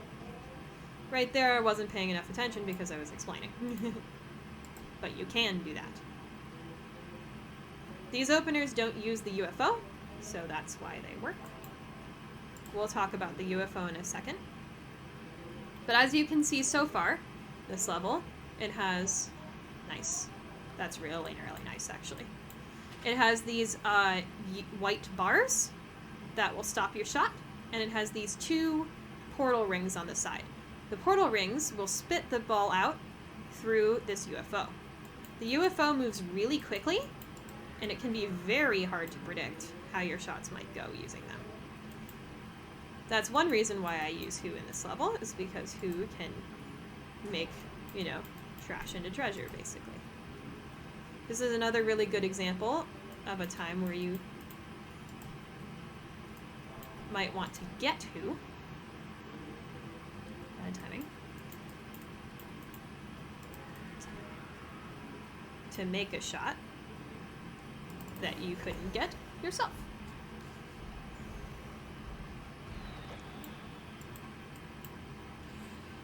This one, you can use Bjorn or Who, and they're actually very meaningfully different in terms of strategy. Bjorn, as we saw before, helps you aim more precisely. And because this level has a lot of blockers, like these 2 white things on the side and this giant Zen symbol in the middle, Bjorn can be really helpful for getting these straggler side pegs, or even the ones on the bottom if you don't do the opener, that you might not be able to get yourself. Who, though, could speed it up by doing shots that you wouldn't normally be able to do yourself. And it could possibly get really tough oranges as well. I use Bjorn. There's an opener here that I actually really like. 1, 2, 3, 4, 5, 6, 7, 8, 9. And I actually recommend for every skill level is these first 2 shots I'm going to show you. The reason for that is because 1, 2, 3, 4, 5, 6 is because they get every peg underneath this yin-yang symbol so that you don't have to deal with it. Those pegs are really, really hard to get normally. There are also a few other openers to this level. Poetry Stud developed them, shoutouts to him, that you might want to use if there are certain types of orange spawns, but honestly I'd ask him about that. I don't really use them very much. That was an unfortunate shot. I was trying to trap it back there and get the green in the process. Didn't happen. There we go. This is a level where you really, really want to practice your shots to get good at it. Another one where you also want to use greens to get greens, because it can be really hard to access these greens without knowing how.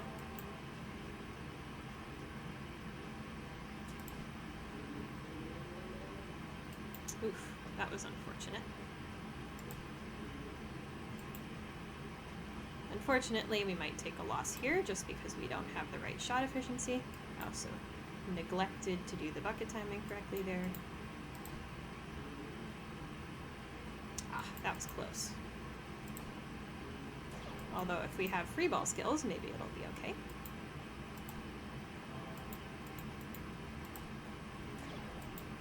Very nice. This we can barely directly hit, so since we have 2 balls, I'm going to clear this blue out for the direct guaranteed hit. Finally, the last stage of the game.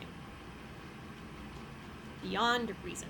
This is another one that a lot of people don't like, including myself, because it has a really tough peg pattern to deal with lots of moving pegs and everything like that. But there's a lot of different strategies you can use to complete it nice and quickly and reliably, and we're going to talk about all of them. But first I'm going to do Splork.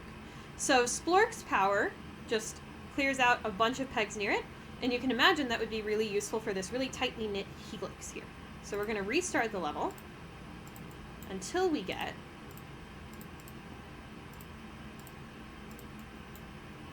to greens in the helix. Now these are kind of unideal, but we'll see if they do well. So you want to shoot at the one at the top first,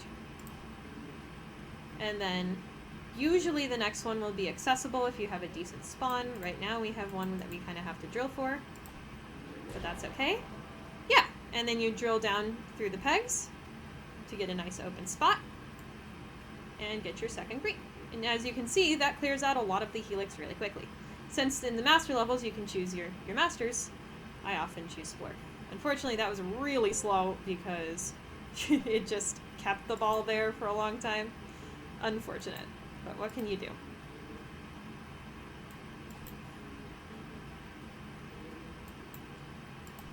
So then you just clean up the level afterward. Because you get lots and lots of points from Splork shots, you should have enough balls to clear it out pretty reliably, and you'll be okay. And that's the run!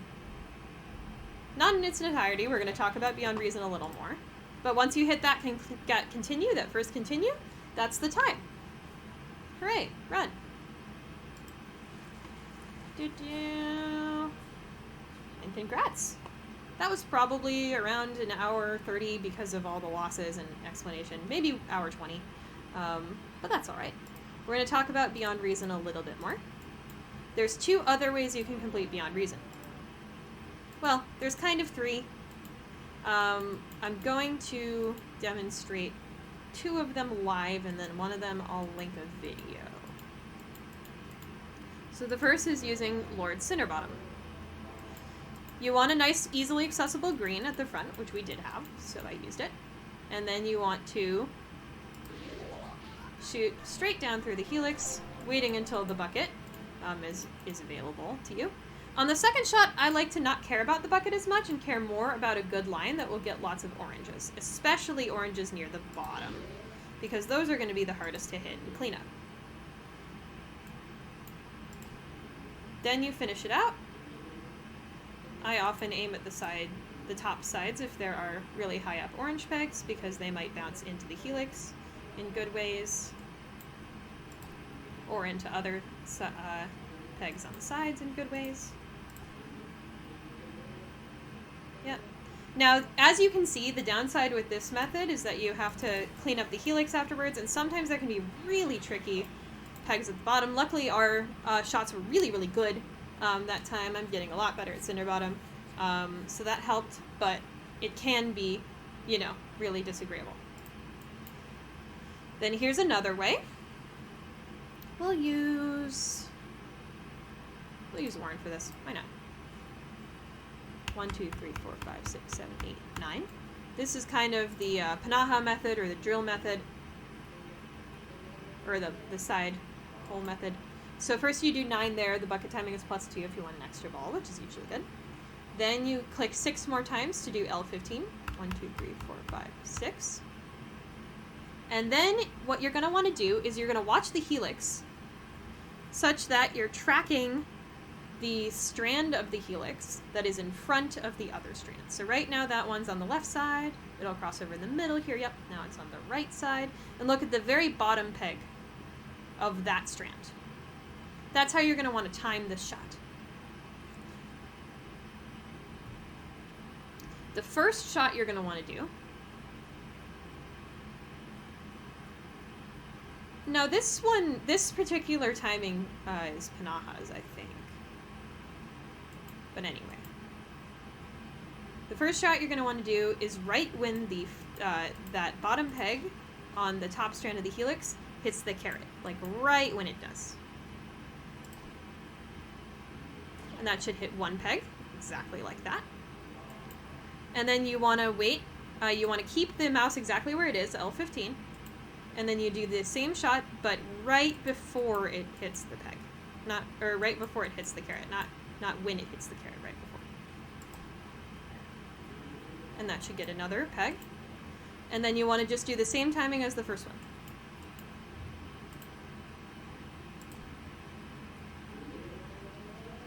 And that will get in and stay in pretty much every single time. I have a near 100% success rate with this strategy. Unfortunately, it is much slower than Splork, so I don't use it in any percent.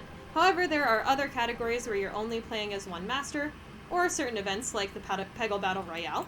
Highly recommend all of you to attend the next one. Also, triple scored. Oh my god.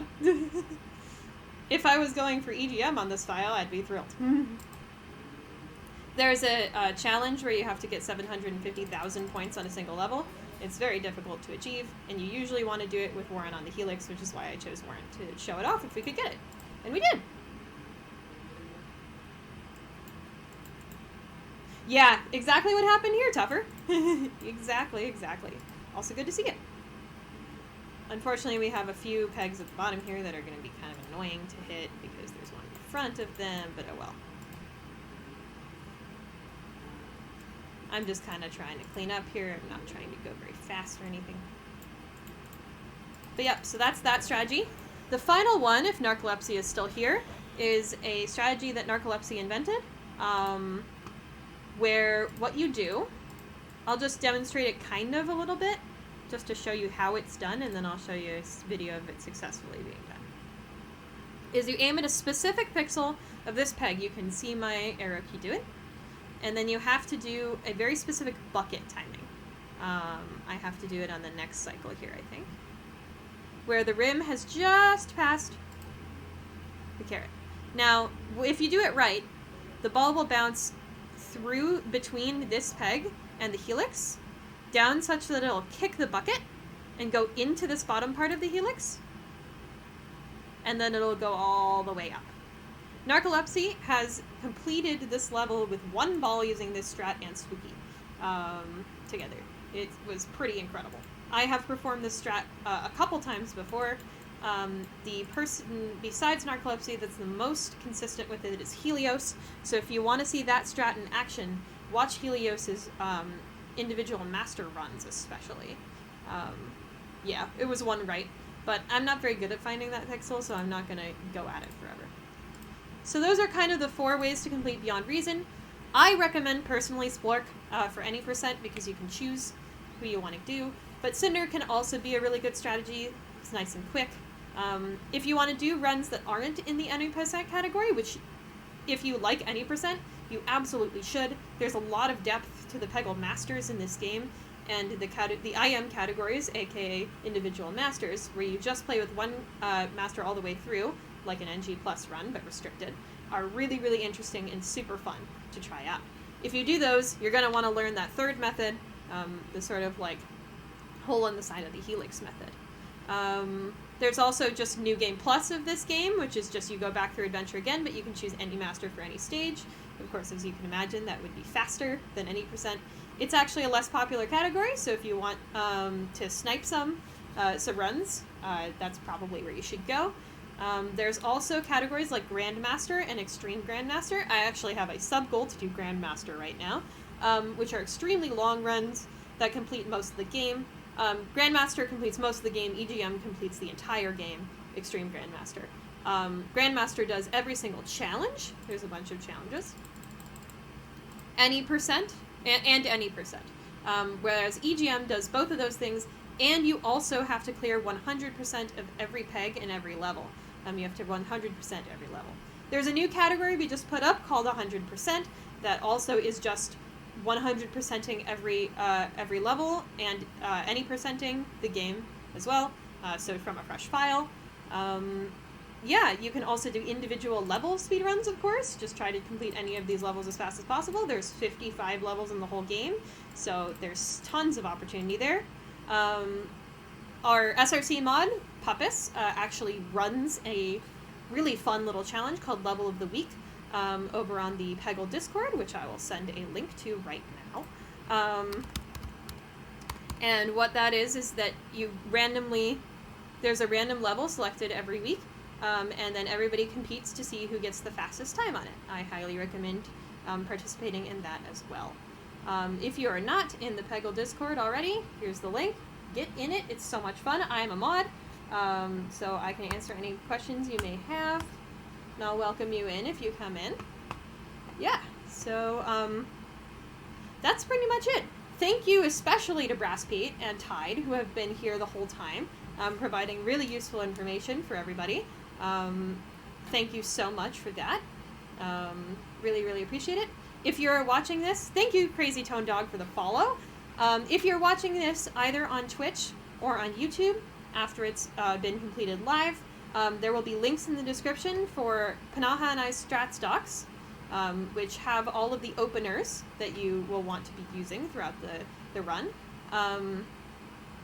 It will have the link to the Peggle Discord server, which you should absolutely join for discussions about Peggle speedrunning, showing off your best times. You'll also get PBR announcements, Peggle Battle Royale, which is so much fun. Thank you, Dolphin, for the follow. Really appreciate it. It's great to see you all here. Thank you for the follows. Hopefully, I can get a better run for you all soon. I'll be streaming at some point this week. I also stream Peggle Nights, and we'll probably be doing the Peggle Nights 1.0 tutorial at some point before the end of the year, so that'll be fun to see. And what else? I also stream Plants vs. Zombies as a speed game as well. So, yeah. Thank you all for coming. Really appreciated seeing you. Is there anything else before we head out? I'm going to resolve the points, of course, from the prediction. There were enough points bet on failure that whoever bet on failure won. I'm sure it was Bridget. Bridget always bets on failure. Also George sometimes.